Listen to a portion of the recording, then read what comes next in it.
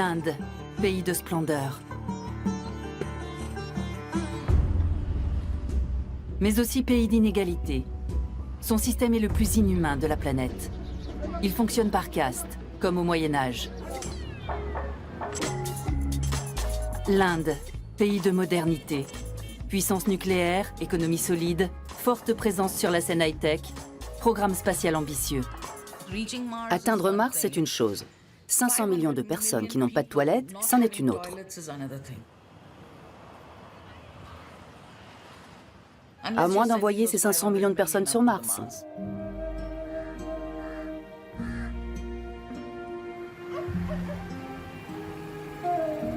L'Inde, 4e économie mondiale, noyée dans un océan de pauvreté.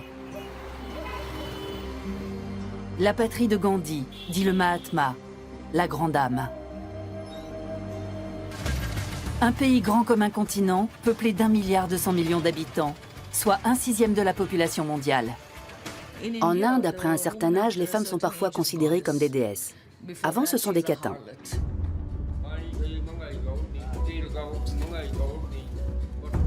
L'Inde, pays de violence.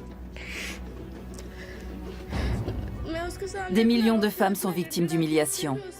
Torture et meurtres font partie de leur quotidien.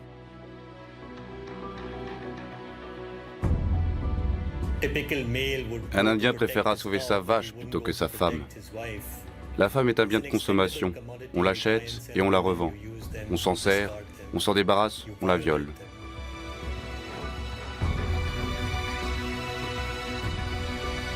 L'Inde, pays de spiritualité et de croyance. Mais aussi pays de conflits religieux et de violences intercommunautaires.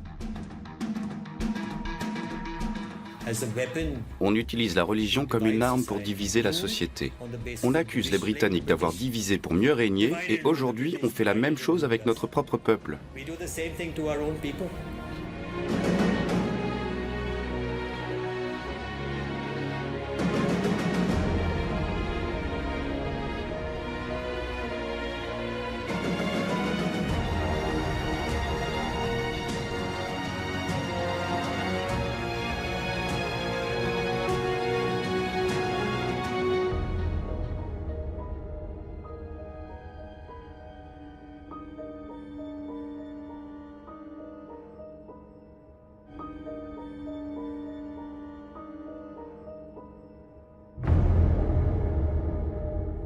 L'Haryana est un État situé au nord de la capitale indienne, New Delhi. C'est l'État où l'on recense le plus de violences contre les femmes en Inde. La ville d'Hisar se trouve à 4 heures de route de Delhi. C'est une ville de province, happée par le progrès après la libéralisation du marché dans les années 90.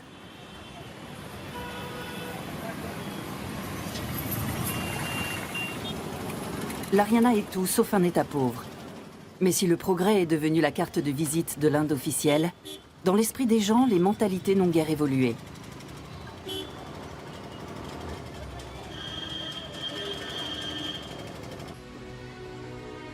C'est dans un lieu tenu secret que réside Shabnam. Depuis qu'elle a fui son village, cette lycéenne vit cachée.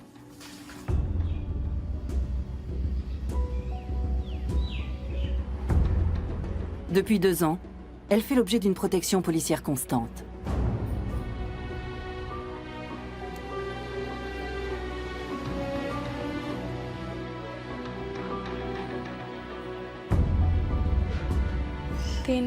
Dans 3 mois, 2 assassins qui ont été condamnés seront libérés. Ils ont déjà commis 20 meurtres et ils purgent actuellement leur peine. Ils ont été chargés de me tuer. On leur a offert 80 000 roupies pour ça, soit 1050 €.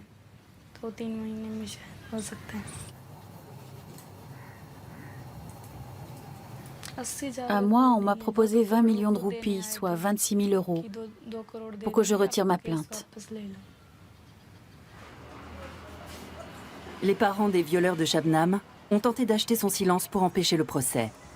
Elle avait 15 ans lorsqu'elle a été violée par 8 hommes.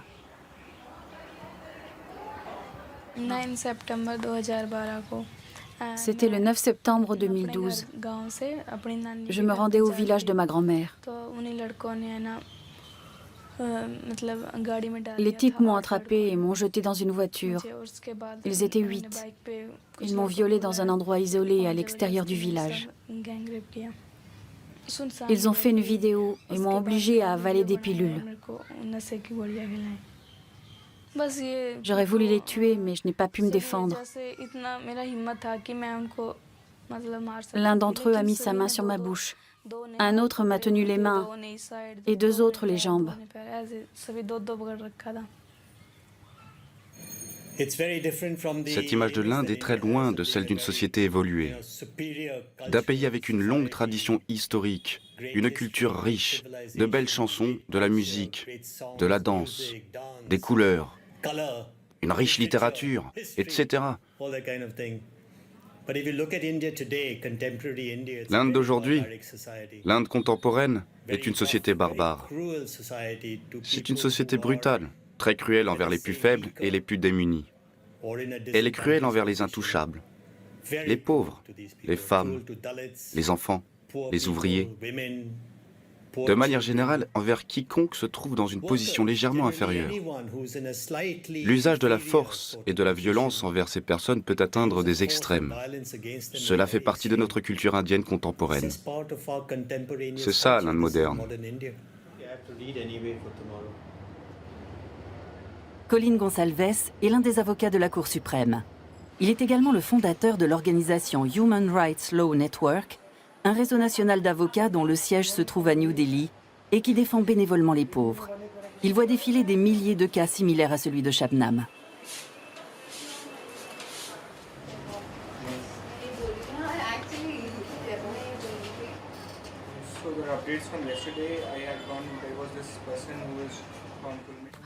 Ils savaient que j'étais une Dalit, une intouchable.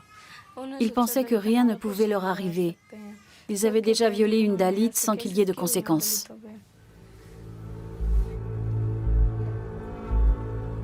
Shabnam est né ici, dans le village de Dabra. Dans cette région, le système de caste perdure, même si la constitution indienne proclame l'égalité pour tous les Indiens. Dans le nord de l'Inde, par exemple, ce sont les Jats, une caste agricole qui domine la société. Les Dalits, les intouchables, sont considérés comme hors caste. Ils sont tout en bas de l'échelle sociale. Pour tous, la journée commence par la prière du matin. Om Prakash, producteur de coton, est un Jat. Il prie les dieux hindous.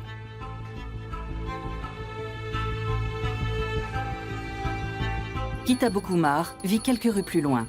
C'est une Dalit. Elle aussi prie les dieux hindous. Tous deux partagent la même religion, mais le système de caste les sépare.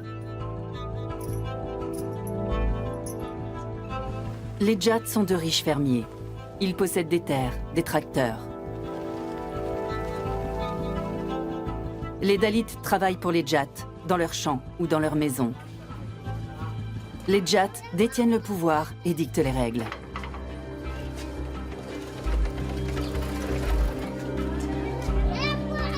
Shabnam vivait ici avec sa famille, dans un quartier Dalit.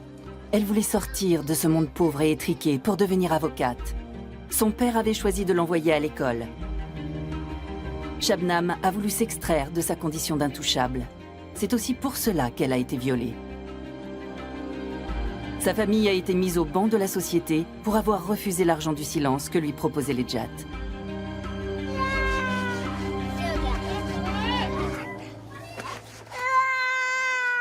Au village, c'est le Jati Panchayat, le conseil des anciens, qui a le dernier mot. Lui aussi est dirigé par des Jats. Les caméras y sont interdites. Chaque décision du conseil est appliquée, même quand elle va à l'encontre de la loi, comme nous l'explique un villageois. C'est un tribunal villageois, en effet. Si quelqu'un n'obéit pas à ses décisions, il est chassé de la communauté. Il ne peut plus voir personne de la communauté ou du village.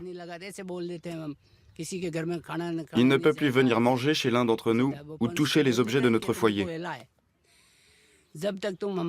Tant qu'il ne se soumet pas au jugement du Conseil des Anciens, il ne fait plus partie de la communauté ni du village.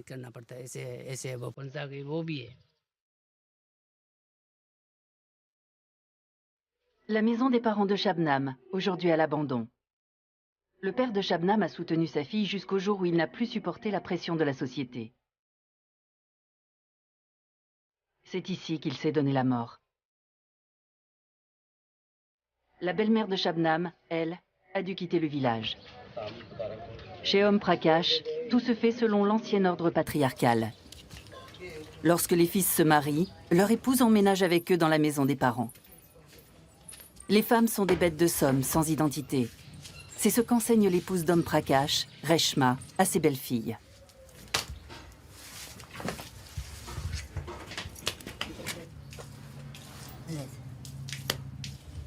Voici le fils aîné. Son plus jeune frère est en prison. C'est l'un des violeurs de Shabnam. Son père Om Prakash et sa mère Reshma contestent sa culpabilité. L'image traditionnelle de la femme étant ce qu'elle est, pour eux c'est la victime qui est coupable.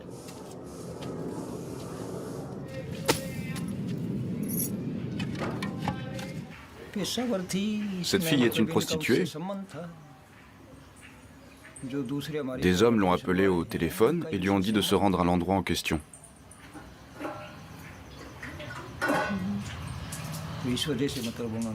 Nos garçons travaillaient au champ.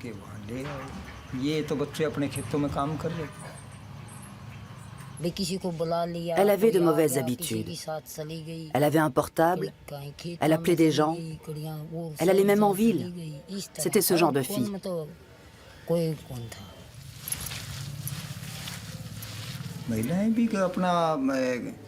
Une jeune fille bien doit s'occuper du ménage, passer du temps en bonne compagnie et respecter les aînés.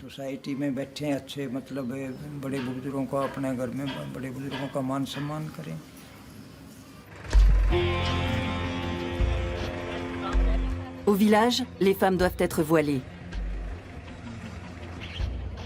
Ces femmes Dalits se rendent dans les champs des Jats. Elles ont été appelées pour la récolte du coton.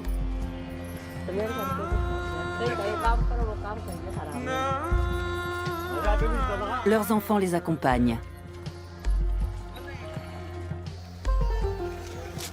Les Dalits ne possèdent aucune terre, une véritable malédiction dans l'Inde rurale. Ramesh Kumar le sait mieux que personne. Dalit et travailleur social, il est le seul de son village à plaider pour les droits de sa communauté.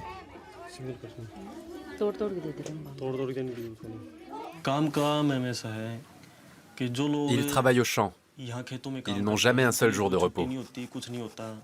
Les Jats n'accordent Dalit que des contrats annuels, pour maximum 250 € de salaire pour toute l'année. En échange, ils doivent s'engager à faire toutes sortes de travaux, dans les maisons, aux champs et avec les bêtes. Le contrat ne concerne qu'une seule personne, mais toute la famille doit contribuer. Ils sont totalement démunis. Lorsqu'ils ont besoin d'argent pour un mariage ou pour construire une maison, ils vont voir les Jats pour leur en emprunter. Cette dépendance permet aux Jats de garder les Dalits soumis. Si l'argent n'est pas remboursé dans les temps, ils violent nos femmes ou les frappent.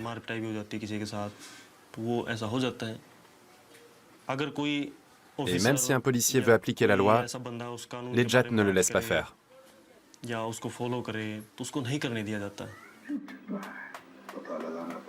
Le système de caste prévaut jusque dans la fonction publique. Le policier chargé de veiller sur Shabnam doit être Dalit, comme Shabnam elle-même.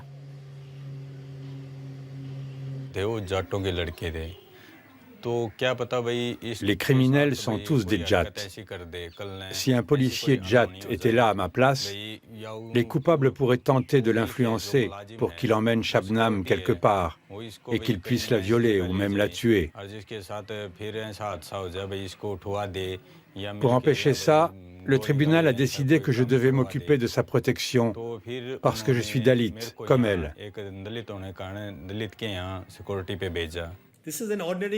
C'est un officier de police comme les autres. C'est de la discrimination ordinaire. Les gens qui ont réussi retournent dans leur village. Mais est-ce que pour autant ils peuvent utiliser la même fontaine que les personnes qui appartiennent aux castes élevées? Est-ce qu'ils peuvent se baigner dans les mêmes bassins que les castes élevées? S'ils font ça, c'est la décapitation assurée. Qu'ils soient professeurs ou avocats, c'est la décapitation assurée. C'est une réalité. Quel que soit votre niveau d'éducation et de réussite professionnelle, vous appartiendrez toujours à une caste inférieure.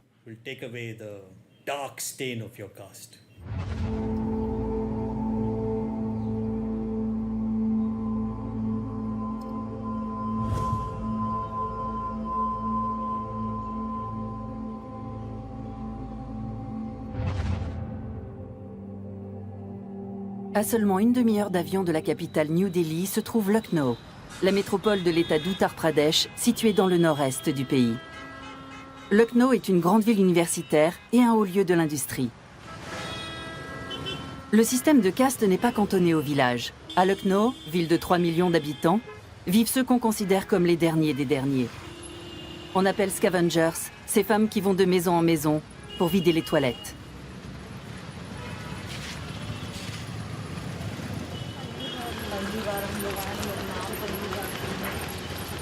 C'est ce que font Anita Kumar et sa mère Zanti.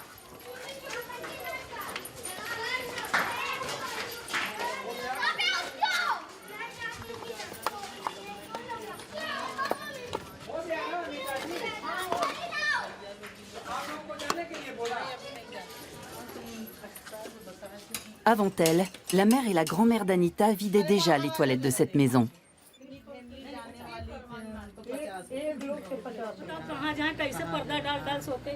Depuis l'âge de 4 ans, Anita accompagne sa mère dans cette rebutante corvée qui se transmet de génération en génération. 7 personnes vivent ici, dont plusieurs enfants, et il n'y a pas de latrine, même rudimentaire. Les besoins se font dans un coin de la cour intérieure, ouvert vers l'extérieur, afin que les scavengers y aient accès. Nous n'avons pas les moyens de faire installer des WC. Nous fabriquons des guirlandes de fleurs que nous vendons aux fidèles dans les temples. 2 roupies le kilo, soit 1 demi-centime d'euro. Ça nous suffit à peine pour manger.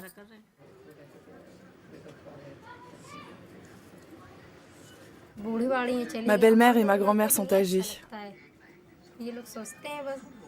Ça ne les dérange pas de faire leurs besoins dehors. Mais moi, j'ai honte. Mais qu'est-ce qu'on peut faire d'autre?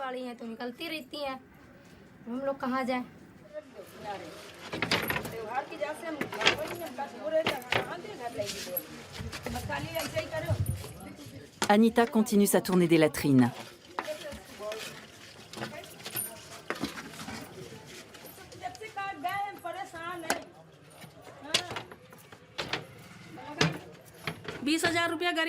On ne peut pas payer 20 000 roupies pour des toilettes. Ça fait 260 euros.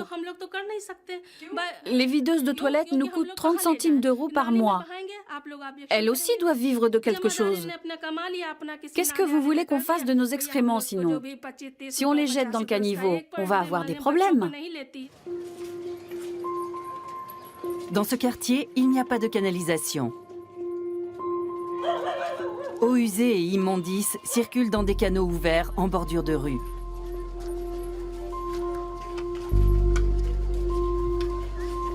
Les videuses de toilettes jettent leur chargement directement dans la rue.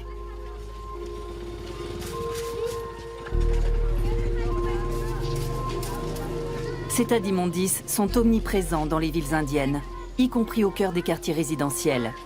C'est ici que les gens viennent se débarrasser de leurs déchets ménagers.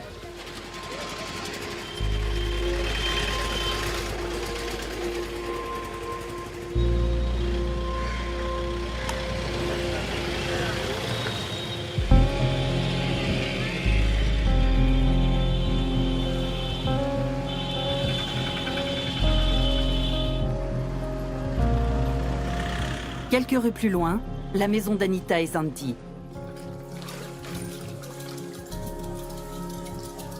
Tous les intouchables ne sont pas égaux entre eux.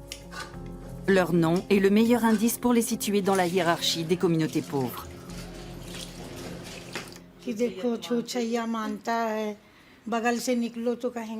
Aux yeux des gens, nous sommes des intouchables.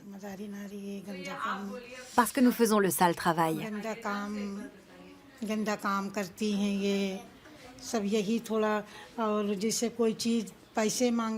Quand les gens nous paient, il arrive qu'ils jettent l'argent par terre. Et après, il nous ordonne de le ramasser.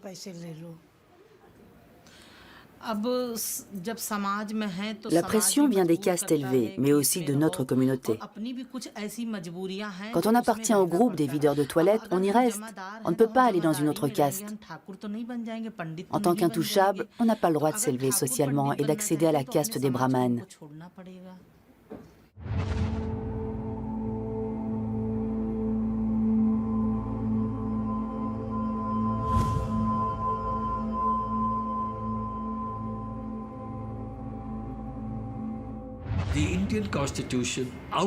La constitution indienne interdit la discrimination fondée sur les castes sans condamner le système de castes pour autant.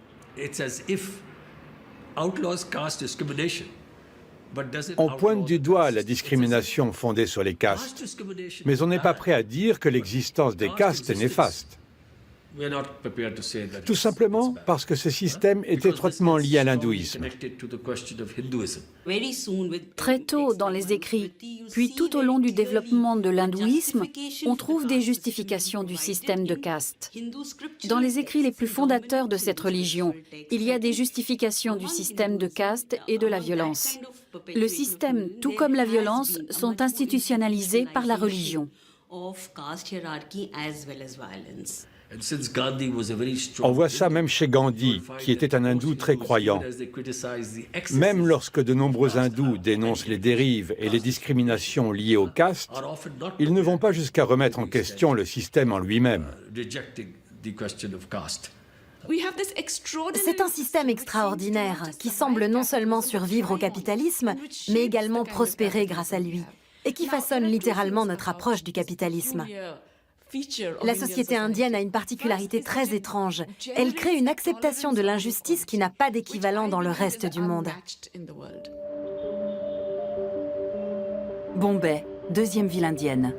Avec ses 18 millions d'habitants, elle est le centre financier du sous-continent. Connue dans le monde entier grâce à Bollywood, mais tristement célèbre à cause de son statut de plus grand bidonville d'Asie.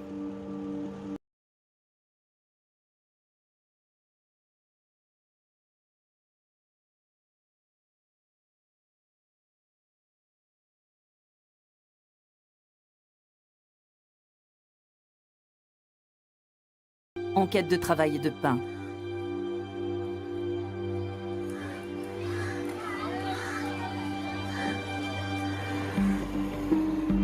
Dans des villes comme Bombay, la logique des castes a ouvert la brèche au capitalisme sauvage. C'est à cause de ce système que les familles des classes moyennes peuvent employer chez eux des enfants de couche sociale inférieure et les persécuter de la pire façon qui soit, et cela en toute bonne conscience. C'est encore à cause de ce système que des gens peuvent vivre dans des quartiers aisés totalement verrouillés et traverser des bidonvilles où l'on vit dans des conditions déplorables sans s'en émouvoir, tout en sachant que leurs habitants viendront travailler pour eux en tant que domestiques. C'est encore à cause de ce système que pendant des dizaines d'années, nous n'avons rien fait pour que tous les enfants puissent aller à l'école. Pendant 60 ans, il n'y a eu aucune loi assurant la scolarisation universelle. C'est aussi à cause de ce système que nous laissons la moitié du pays souffrir de malnutrition et vivre dans des conditions parfois pires qu'en Afrique subsaharienne. C'est cette acceptation de l'inégalité qui, à mon sens, nous empêche de suivre un modèle de développement juste et équitable.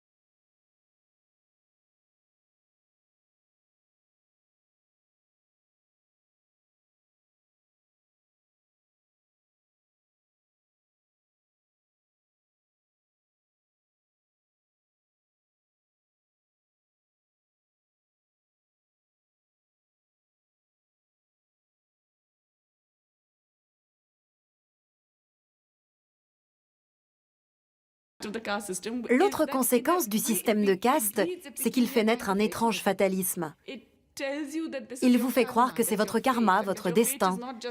Et que votre destin, ce n'est pas seulement cette vie, il y a la précédente, la suivante, c'est très compliqué. Donc ça ne sert à rien de se battre pour y changer quelque chose. Si vous êtes au bas de l'échelle, tant pis. Vous avez peut-être fait quelque chose de mal dans votre vie précédente, et peut-être que ça ira mieux dans la prochaine. Cela crée une sorte d'indifférence et de résignation parmi les groupes opprimés qui permet à cette exploitation de perdurer. C'est pour ça qu'au lieu d'avoir des émeutes, nous avons des gens qui souffrent de la faim. Shreyas Rajagopal a 28 ans. Ce banquier est l'un des auteurs à succès de Bombay. Il appartient à une haute caste, mais n'accepte de se faire filmer que sur sa terrasse. Ici, on ne montre pas comment vivent les riches. Pourtant, dans son livre Scarcity, il n'hésite pas à égratigner ses pairs.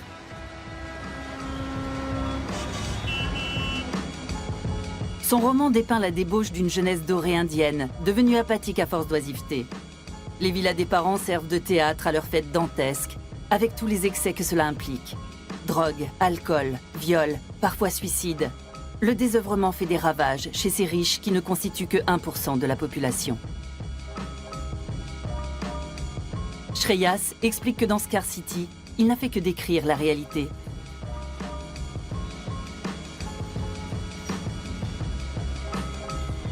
Dans ce quartier de Bombay, au bord de la mer d'Arabie, Shreyas a eu une enfance privilégiée.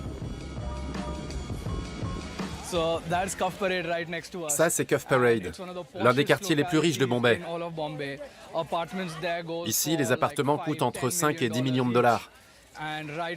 Juste à côté, il y a un immense bidonville. À l'origine, il était habité par des ouvriers immigrés venus ici pour construire ces bâtiments. Une fois les chantiers terminés, ils sont restés. Les riches qui vivent à Cuff Parade continuent à profiter de cette main-d'œuvre. Tous leurs domestiques viennent du bidonville. En fait, ils aident les riches à maintenir leur train de vie. Par contre, si on parle d'eux aux riches, ils vous diront à quel point le bidonville leur gâche la vue sur la mer. Une fois par jour, les habitants du bidonville ont de l'eau pendant 1 heure. Dans ces baraquements, il n'y a ni eau courante, ni infrastructure. Même s'il dénonce les riches dans son livre, le jeune banquier ne montre aucune empathie à l'égard des pauvres.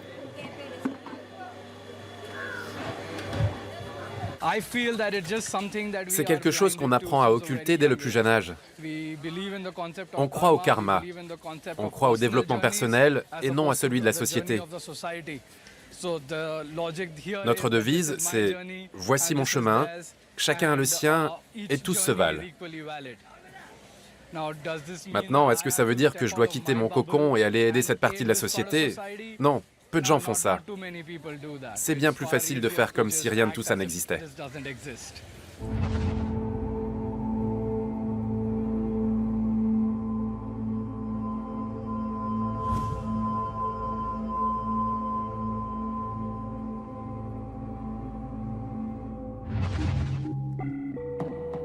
Au sud-ouest de Delhi, l'État du Gujarat et sa capitale, Ahmedabad.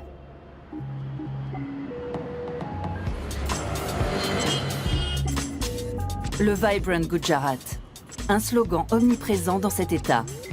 Ici, on a su dérouler le tapis rouge aux investisseurs des grandes entreprises. Avantages fiscaux, terrain pour une bouchée de pain et bien d'autres encore.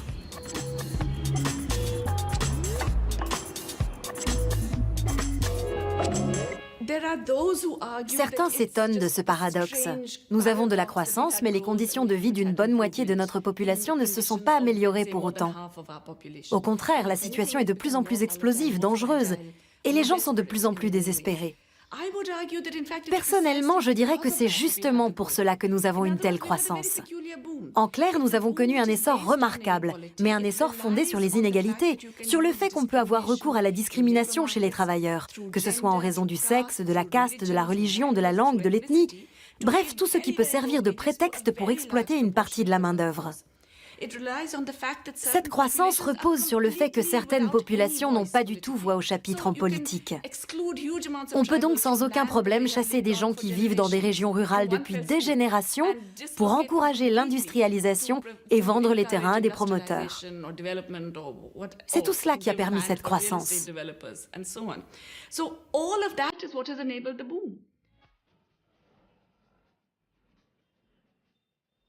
Le Gujarat est l'État le plus riche d'Inde, et cela grâce à un homme, le nationaliste hindou Narendra Modi.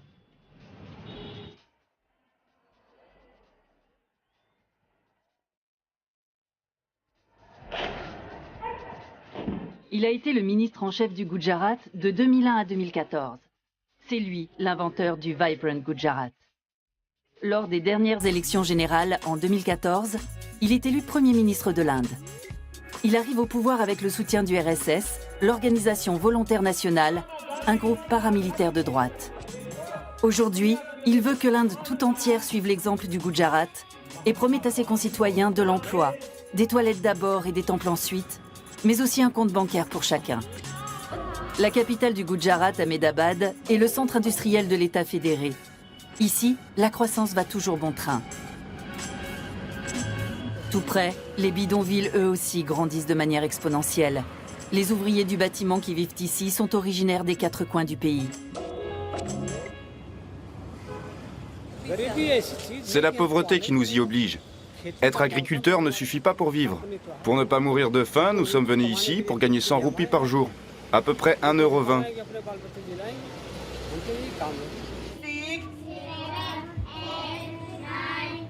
Les cours commencent pour les enfants des travailleurs journaliers devant la cabane qui fait office d'école.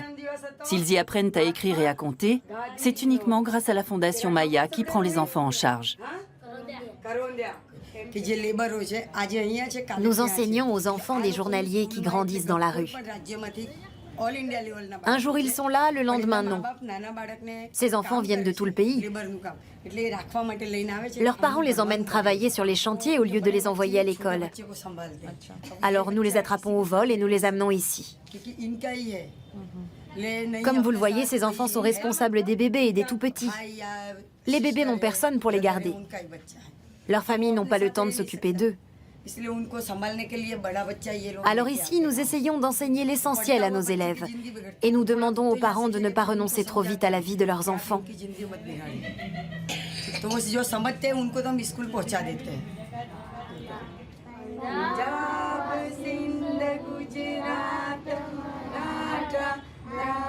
À la fin des cours, les enfants entonnent l'hymne national indien. Inde, ton nom soulève les cœurs. Voilà ce que disent ces paroles.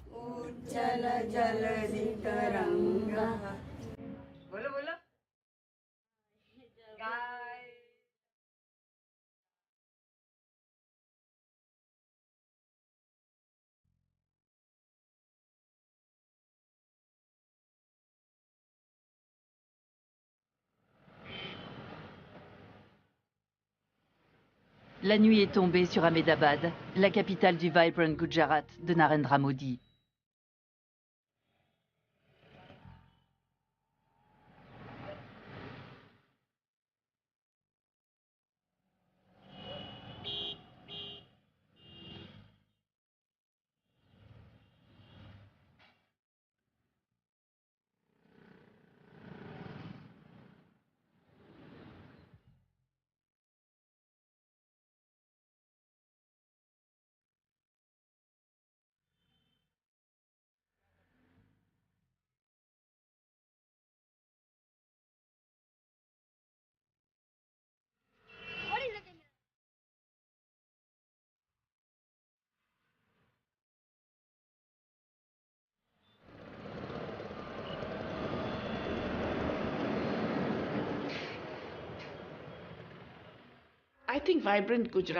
Pour moi, le fameux Vibrant Gujarat est un scénario d'horreur. C'est l'exemple typique du développement qui privilégie le grand capital et opprime les travailleurs. Le Gujarat est l'un des États les plus riches du pays, et le salaire y est le 2e plus bas. Ce ne sont pas les habitants du Gujarat qui bénéficient de cette croissance. Le taux de vaccination est l'un des plus bas du pays. Les indicateurs de nutrition sont similaires à ceux de l'Afrique subsaharienne.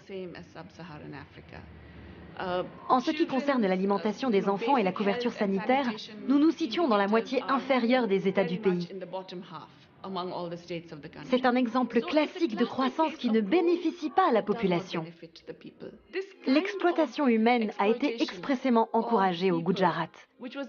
Si c'est comme ça qu'on compte faire prospérer l'Inde, je ne suis pas d'accord.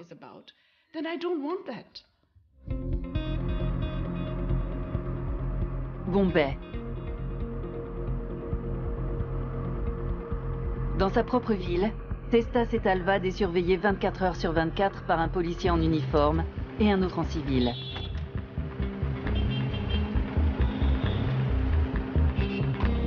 Ses gardes du corps la suivent partout, même lorsqu'elle va acheter une lanterne pour Diwali, la fête du Nouvel An hindou. Testa Setalvad est hindoue. Elle appartient à la caste des brahmanes, la plus élevée.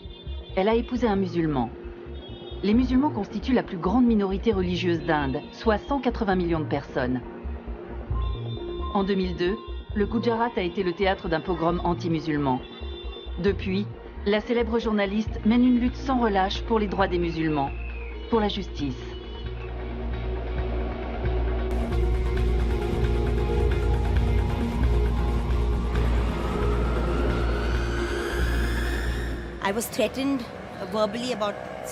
J'ai reçu plusieurs menaces de mort et j'ai été agressée 3 fois.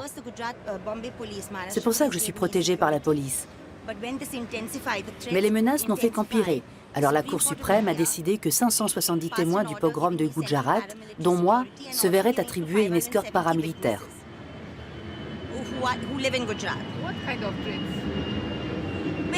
Voilà ce qui arrive quand on se lance dans une bataille judiciaire contre de puissants criminels.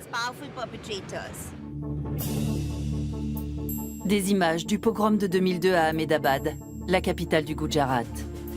L'élément déclencheur, l'incendie d'un train qui transporte des pèlerins hindous de retour à Ahmedabad.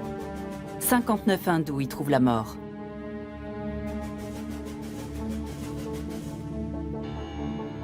On accuse les musulmans d'être à l'origine de cet acte terroriste. La vengeance des nationalistes hindous est terrible. 2000 musulmans sont exécutés. Les femmes sont violées, aspergées d'essence puis brûlées vives. L'actuel Premier ministre indien Narendra Modi est alors ministre en chef du Gujarat. À ce jour, sa responsabilité politique n'a pas pu être prouvée devant les tribunaux.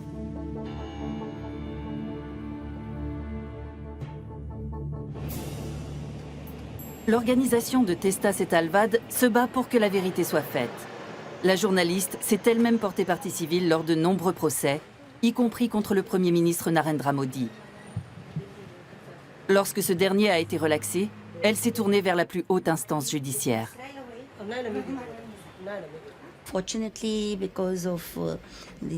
Grâce au rapport de la Commission nationale des droits de l'homme et à la Cour suprême qui nous a accordé une protection rapprochée, nous avons pu, pour la première fois dans l'histoire indienne, obtenir plus de 122 condamnations à la peine d'emprisonnement à perpétuité.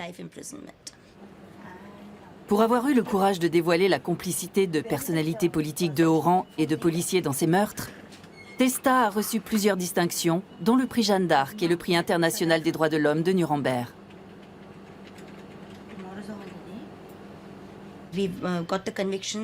Les condamnations ont eu lieu en première instance, mais les criminels sont très puissants. Et ils ont le soutien d'organisations au pouvoir. Le parti du Premier ministre est au pouvoir non seulement à Delhi, mais aussi au Gujarat, et maintenant dans l'État du Maharashtra. Ils feront tout ce qu'ils pourront pour être acquittés en cour d'appel. Ça ne sera pas facile et ça va certainement coûter très cher à certains d'entre nous. Ils sont capables de tout. À Ahmedabad, les hindous vivent à gauche de cette rue, les musulmans à droite, dans des ghettos.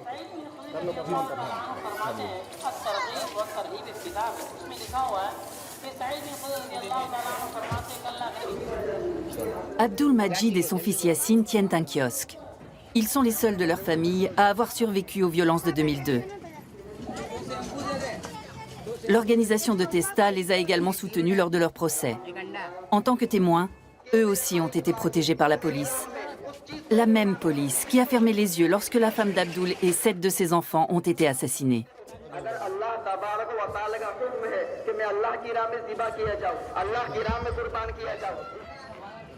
और वो देखा है Mon fils a tout vu. Il les a vus brûler sa mère, ses petites sœurs, ses grandes sœurs, son frère aîné et ses 2 autres frères. Lui aussi a été gravement brûlé. Entendre les cris de quelqu'un qui meurt brûlé vif, ça a été un choc pour lui.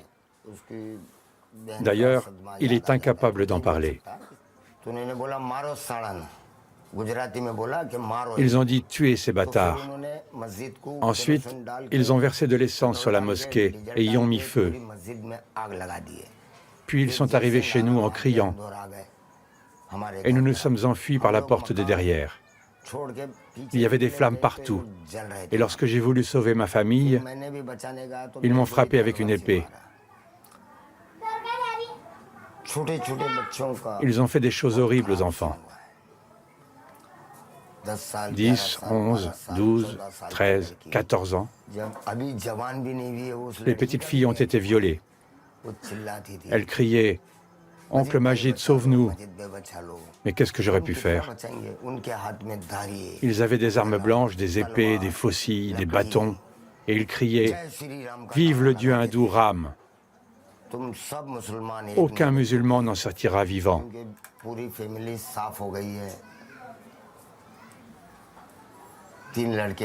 Toute ma famille a été décimée. Mes yeux ont vu ma petite fille se faire violer par 4 hommes. C'est insoutenable pour moi.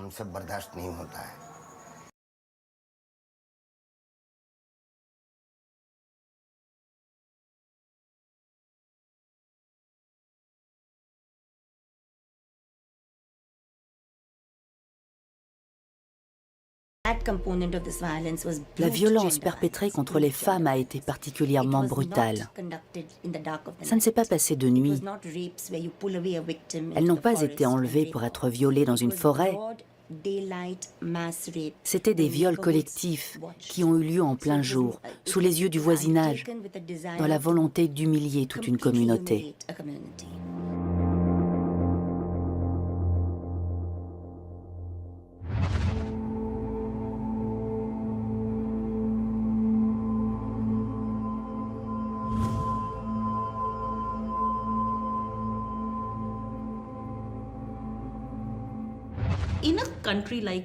Dans un pays tel que l'Inde, qui puise justement sa force de sa diversité et de son pluralisme, la plus grande menace qui soit, c'est de détourner une religion à des fins politiques. Et c'est exactement ce que font les nationalistes hindous. En Inde, c'est un danger encore plus grand que le terrorisme, selon moi. Les nationalistes hindous se servent des castes, de la religion, du corps des femmes pour manipuler l'opinion publique.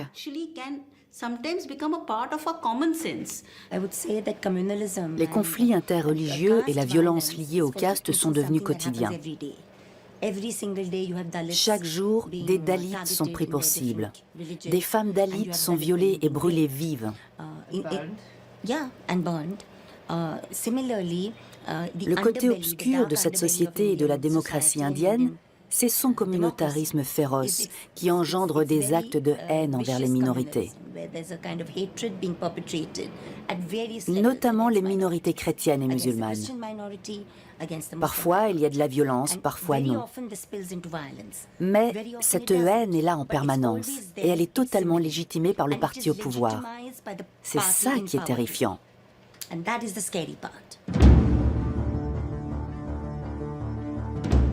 La présence des musulmans en Inde remonte au XVIe siècle. Le Taj Mahal est l'un des témoins de la splendeur de l'ancien empire moghol. Aujourd'hui, c'est l'une des principales attractions touristiques du pays.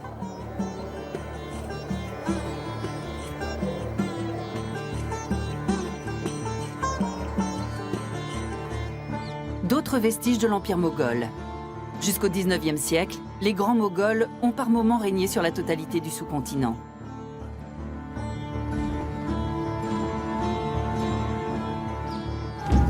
Aujourd'hui, avec 180 millions d'individus, les musulmans d'Inde constituent la deuxième communauté musulmane au monde.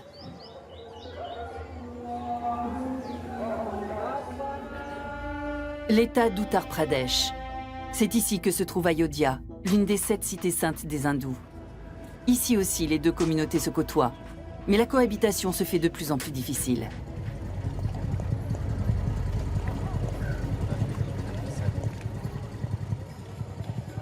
« 960 millions d'Indiens, soit une écrasante majorité de la population, appartiennent à la communauté religieuse hindoue. Ayodhya, une ville de pèlerinage sous haute surveillance, fréquentée par des hindous venus de tout le pays. Pour eux, c'est la ville de naissance d'une divinité majeure, Rama.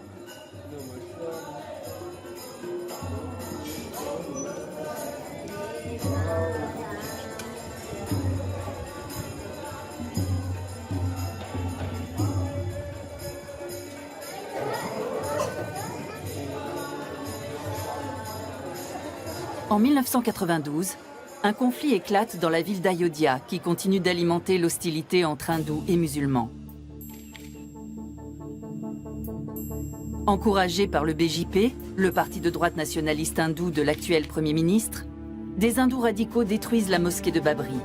Et aujourd'hui, ils exigent la construction d'un temple dédié à Rama sur les ruines de la mosquée.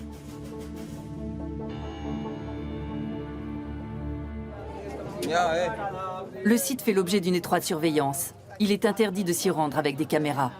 À tout instant, le conflit qui a mené aux violences du Gujarat peut se reproduire.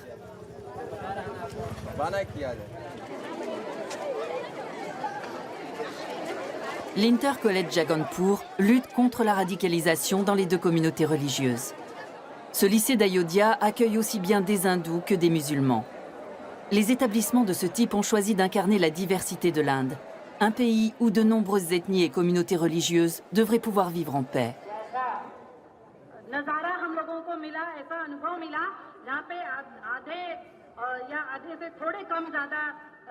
Dans toutes les villes saintes, la journaliste plaide pour une cohabitation pacifique entre les deux groupes religieux.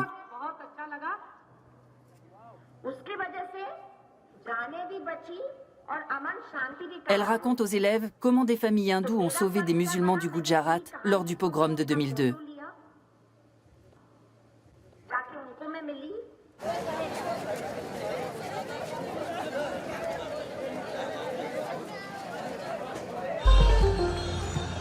À seulement 4 heures de route d'Ayodhya se trouve Varanasi, au bord du Gange, la plus sainte de toutes les villes hindoues.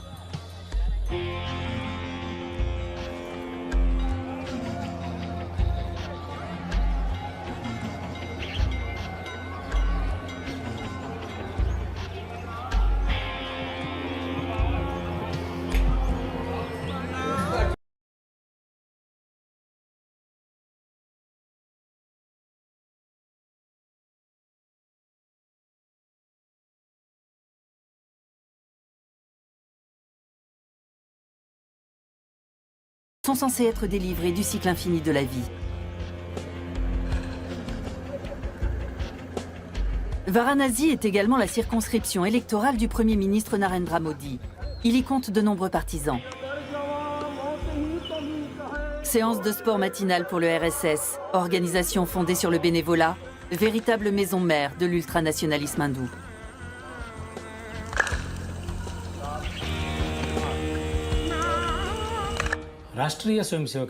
Le RSS a été fondé avec l'objectif de réveiller et de renforcer l'identité nationale dans la société hindoue.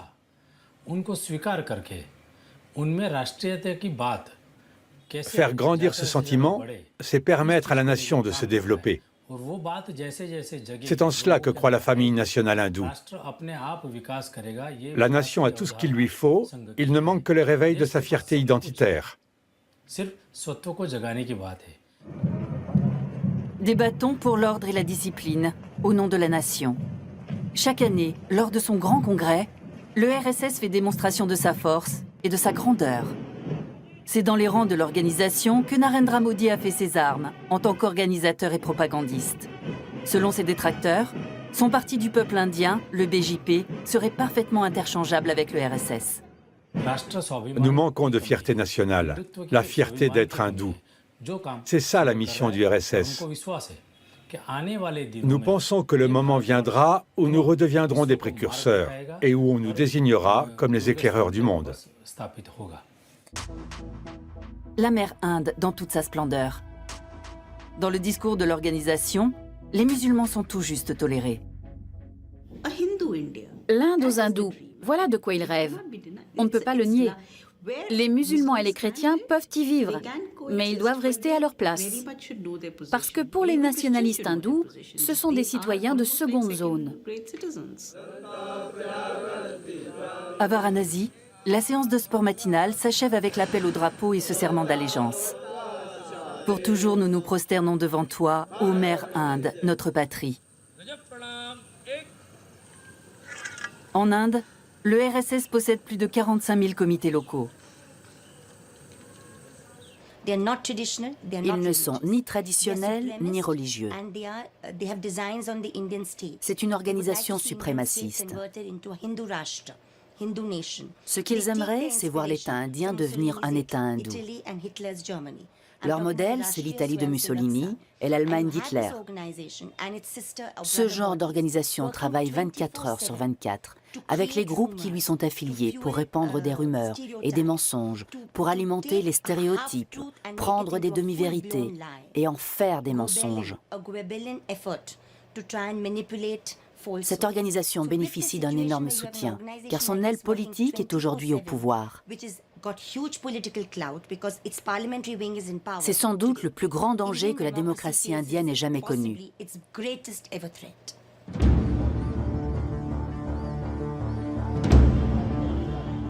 L'Inde, écartelée entre une constitution moderne et un système inégalitaire.